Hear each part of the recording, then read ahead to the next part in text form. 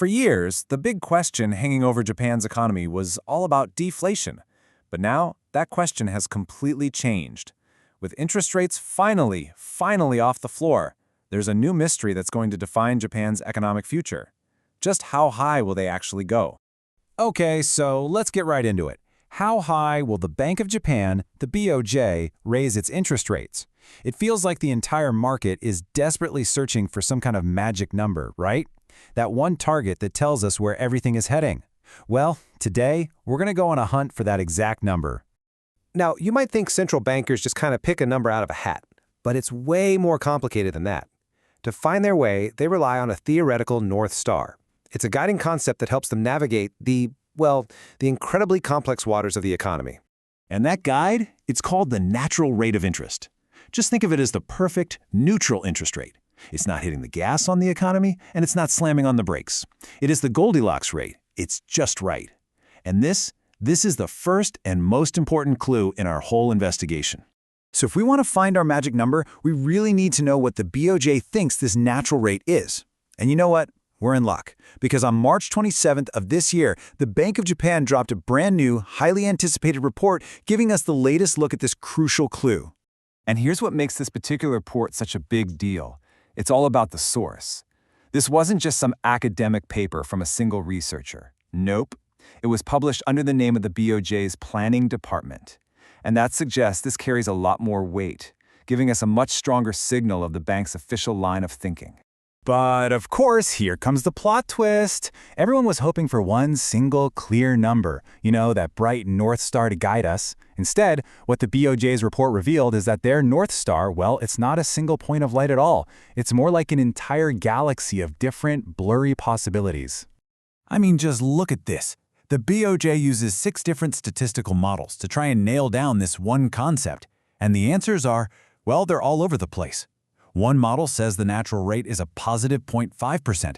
Another one says, nope, it's negative 0.9%.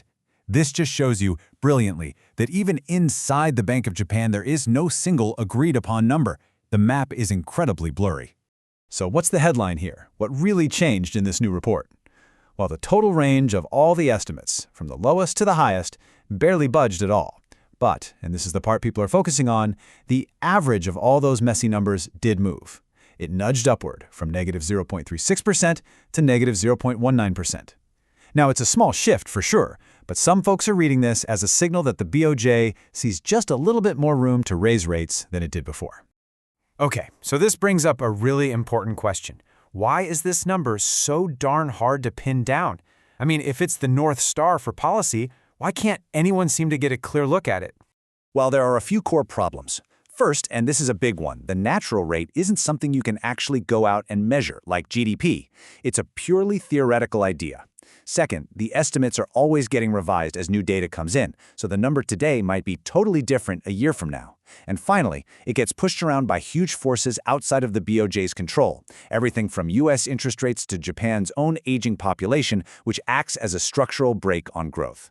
And if you want to really appreciate the scale of this uncertainty, get this. This comes from one of the BOJ's own models. Their best guess is negative 0.5%.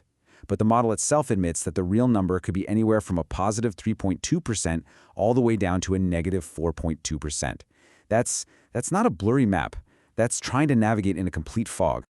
So, if the theoretical map is that unreliable, what does the Bank of Japan actually use to steer the economic ship? How on earth do they make decisions in the real world? Well, first, they have that theoretical number we've been talking about, negative 0.19%. But they know exactly what we know now. It's a reference point, sure, but it's an incredibly fuzzy one. In reality, what the BOJ is actually focused on is something much more concrete. They are watching the live data. Things like, are real wages for workers actually going up? What about the price of services? Haircuts, restaurants. Are companies putting money into new projects? Can businesses get loans easily? Is the average family still out there spending? This is the dashboard that truly guides their day-to-day thinking. And hey, you don't have to take my word for it. The BOJ said so themselves, right here in their own report. They said it's appropriate to adjust policy by, and I quote, examining the economy's response to rate changes. So what they're saying is, They're not following a pre-drawn map to some final destination. No, they're taking one small step, looking around to see what happens, and then deciding on the next step. So, what does all of this mean for you? Well, it means we need to kind of shift our perspective. We need to stop searching for that one magic number and instead start watching the very same real-world signals the BOJ is watching. So here's your new playbook. Step 1. Forget the search for a single, final target for interest rates. It just doesn't exist. Step 2. If you really want to know what the BOJ might do next, focus on that live data, especially what's happening with wage growth and service prices. And third, because they are basically navigating by feel, you should absolutely expect their path to be slow, cautious, and taken one small step at a time. And this really brings us to the final big picture question. The Bank of Japan's whole approach is a reaction to trying to navigate a world where all the old maps are blurry and unreliable. And it makes you wonder, in an era of such profound economic uncertainty, not just for Japan but for everybody, is this slow, steady, step-by-step approach the only sensible way forward?